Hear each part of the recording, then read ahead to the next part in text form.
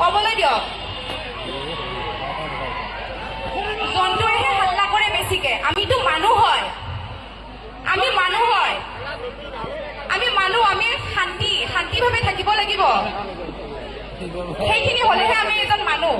আমি সকলো মানুহ আমি এজন মানুহ হবলৈ হলে ভাল ব্যৱহাৰ হব লাগিব, সেইখিনিয়ে। মই একো আপোনালোকক বেয়া ব্যৱহাৰ কৰা নাই, এইটো সত্য কথা। মই বেয়া ব্যৱহাৰ কেলে কৰিম? আপোনালোকক ভাল পাওঁ মই, আপোনালোকক ভাল পাওঁ। তো সেইটো কাৰণে আহিছো মই ইয়ালে, মই কাকো বেয়া ব্যৱহাৰ কৰা নাই ইয়াতে। এইফালৰ পৰা বেয়া ইংগিত আহিছে, এইফালে সকলোৱে এনজয় কৰি আছে, এইফালে একো বেয়া ব্যৱহাৰ কৰে। এইখিনিৰ পৰা আহিছে,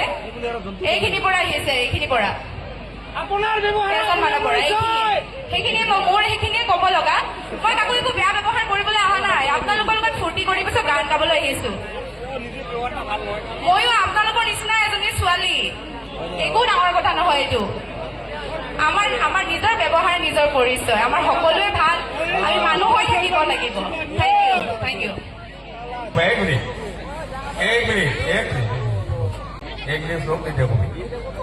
আমি সমিতিয়ে যিটো টকা মাতিছো, যে সমিতিৰ তৰফৰ পৰা আমি আপোনালোকক ৰাইজৰ ওচৰত ক্ষমা খুজিছো, হ'বনে? সমিতিৰ পৰাই আমি ইমান যে বৃহত্তৰ সমিতি ৰাইজৰ ওচৰত যিহেতু আমাৰ অনুষ্ঠান আগন্তুক দিনত চলাব লাগিব, গতিকে আপোনালোকৰ ওচৰত আমি ক্ষমা খুজিছো, হ'বনে? গতিকে আৰু আপোনালোকক ক্ষমা কৰা হওক,